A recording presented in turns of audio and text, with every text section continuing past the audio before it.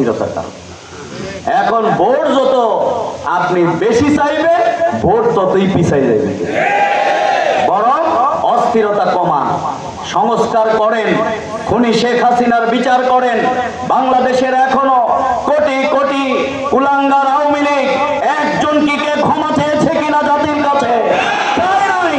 সুতরাং তাদের বিচার 28 অক্টোবর থেকে শুরু করে 5 আগস্ট পর্যন্ত সকল আওয়ামী লীগের বিচার বাংলার জমিনে হতে হবে। আগুনে ফেলে দেওয়ার পর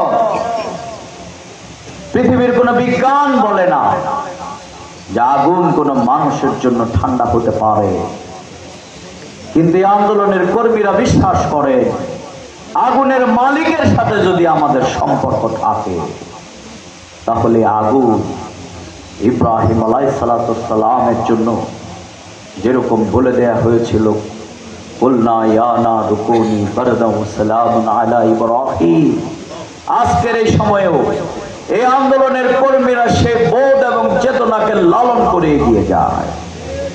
সুতরাং আমরা বিশ্বাস করি আমাদের মাবুদের সাথে আমাদের সম্পর্ক থাকলে যে আল্লাহ, ফেরাউন, নমরুদ, যে রব্বুল আলামিন আবু জেহেল, আবু লাহাব, উতবা, সাইবা, এই বিপরীত পক্ষের সকল শক্তিদের অপদস্থ করে, অপমানিত করে আল্লাহর দ্বীনকে বিজয়ী করেছেন, আমরাও এই জমিনে আল্লাহর সেই ঘোষণা দ্বীনের বিজয় এখানে হবে ইনশাআল্লাহ। সম্মানিত ভাইরা, তাহলে আমাদের রেসপন্সিবিলিটি এবং ডিউটি হচ্ছে আমরা যারা 5 আগস্টের আগ পর্যন্ত সূরা তাওবার 14 নম্বর আয়াত আজকে এই আন্দোলনের কর্মীরা ভাইয়েরা আবার পড়বে।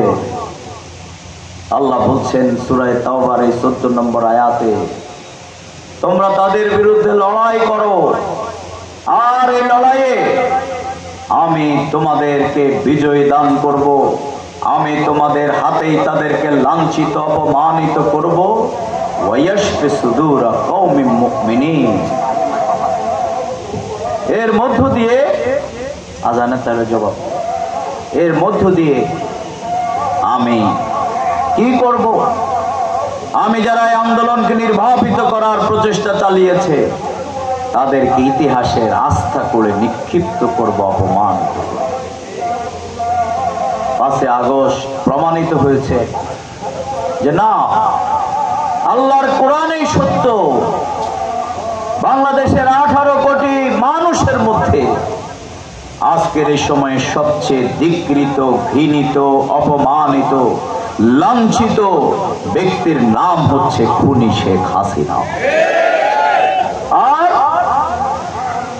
ওয়ায়াশফি সুদুর কওমিন মুমিনিন, যে আন্দোলনের কর্মীরা, মানুষেরা মনে করত শেখ হাসিনাকে কেউ সরাইতে পারবে না, 41 পর্যন্ত সব ঠিকঠাক হয়ে গেছে, এই মাটির সন্তান সুসন্তান না কুসন্তান আল্লাহ ভালো জানে, ওবায়দুল কাদের সাহেব এমন ভাষায় কথা বলতেন, মানুষকে এমন তির্যক আক্রমণ করতেন, তুচ্ছ তাচ্ছিল্য করতেন, যেগুলো একজন মুমিন বান্দার জন্য আল্লাহ তাআলা নিষিদ্ধ করে দিয়েছে। শেখ হাসিনার পতন এত এইভাবে ত্বরান্বিত হতো না সেই যদি এত বেশি ইসলামী আন্দোলনে কর্মীদের উপর আক্রমণ না করত।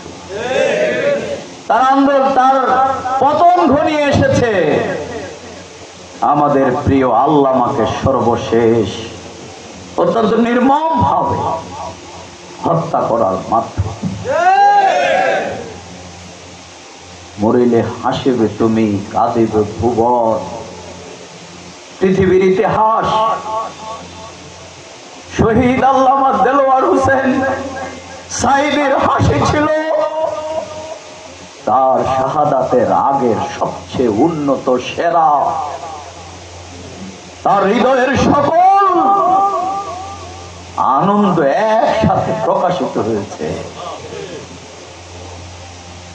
আমি রিক্সাওয়ালা আমি ভাইদেরকে বলি যে আমি এই ফিলোসফি কারো থেকে শুনি নাই।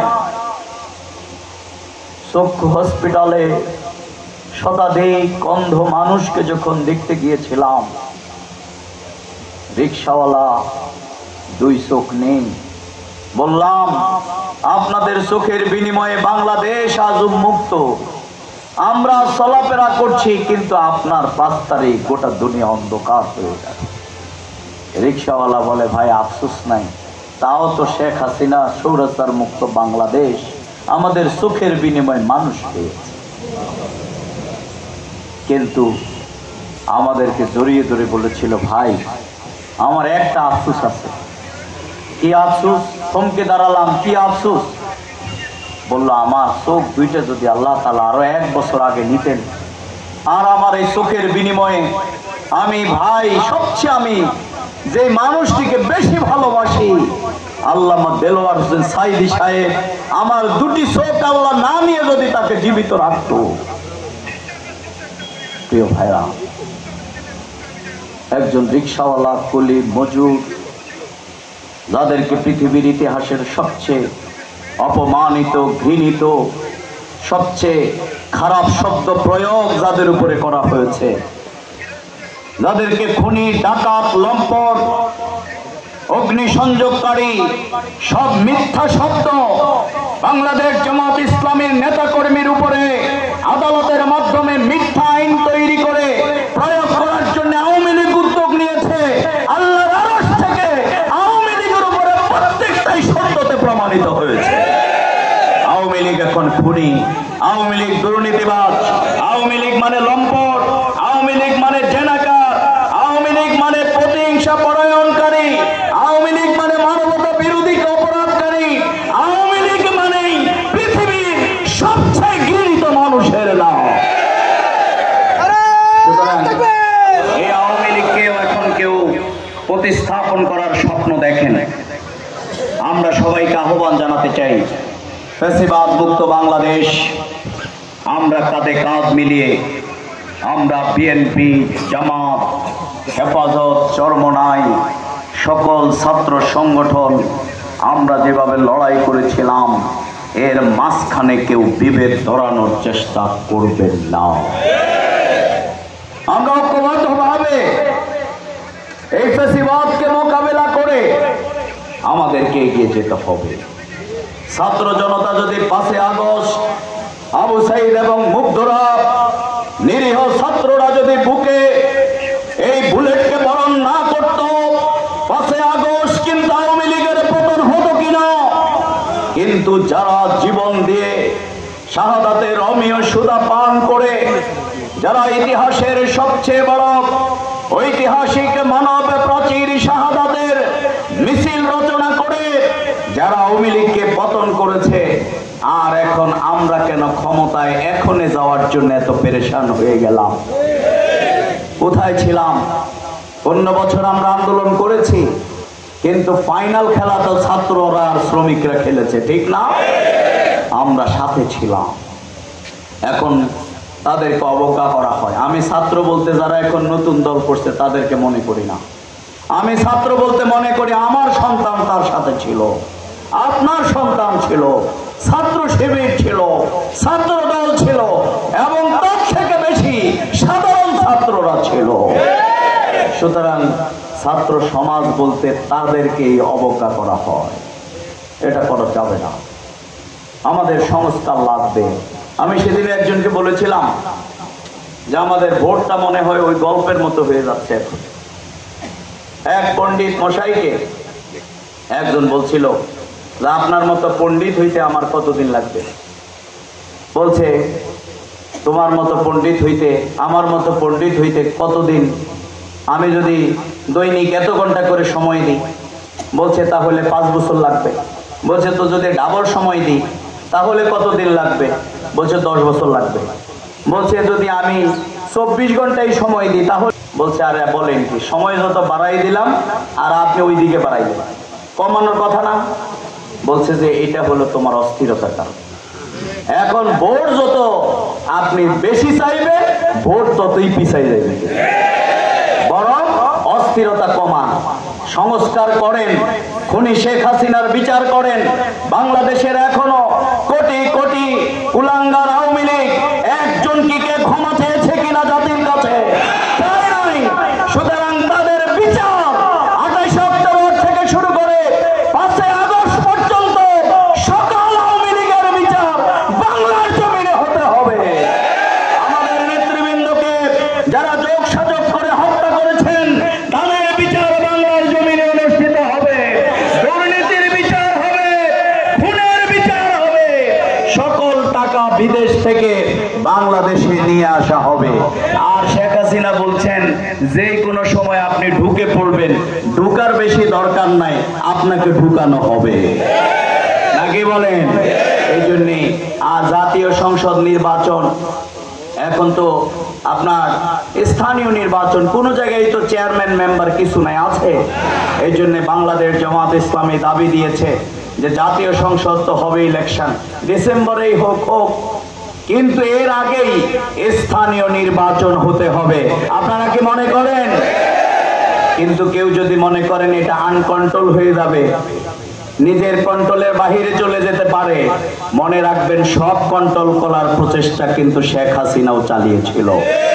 আমি গতকালকেও এক আমাদের বন্ধু সংগঠনের নেতাকে বলেছিলাম, পুরাতন রেকর্ড কিন্তু আর কেউ শুনতে চায় না। এখন প্রতিদিনে নতুন গান হইলে কেউ শুনে, ঠিক না? আপনারা শুনেন পুরাতন গান, হৃদয়ের কিছু গান আছে এগুলো শুনে, কিন্তু যেগুলো কান ঝালাপালা করে। শেখ হাসিনার বিদায় কোনটা দিয়ে হয়েছে? সে সব জায়গায় রাজাকারের ট্র্যাক লাগাইছে, ঠিক না? রাজাকার যে তারেও লাগাইছে, যে মুক্তিযোদ্ধা তারেও লাগাইছে। আর ছাত্র জনতা বলছে এবার তোমার এইটা দিয়ে বিদায় করব, তুমি কে আমি কে, রাজাকার রাজাকার। এই শব্দ যারা বলবেন, ইসলামের বিরুদ্ধে যারা অবস্থান নেবেন, ফ্যাসিবাদের ভাষায় যারা কথা বলবেন, সেই যেই দলের হোক, যেই মতের হোক, যে আদর্শের হোক, তাদেরকেও কিন্তু একই পরিণতি বরণ করতে হবে।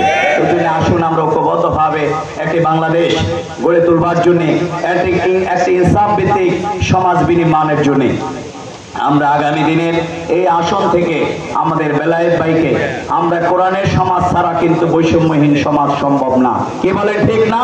এই জন্য সেই রকম একটি সমাজ বিনির্মাণের জন্য আল্লাহর আইন এবং সৎ লোকের শাসন কায়েমের মাধ্যমে আসুন বিগত দিনের আমাদের ত্যাগ, আমাদের কোরবানি। কই বেলায়েত ভাই, কই আমাদের শ্রদ্ধেয় বেলায়েত ভাই, ওনার বিরাট সংখ্যক ছাত্র আছে নাকি, ওনার প্রিয়জন, এটাই ওনার প্রতিষ্ঠান, আলহামদুলিল্লাহ। সুতরাং শিক্ষকদের সুবিধা আছে, আমাদের তো বলি কই সালাম নিতে হয় যে আমি অমুক, আর শিক্ষকদের কইলে অটো সালাম দেয় নাকি।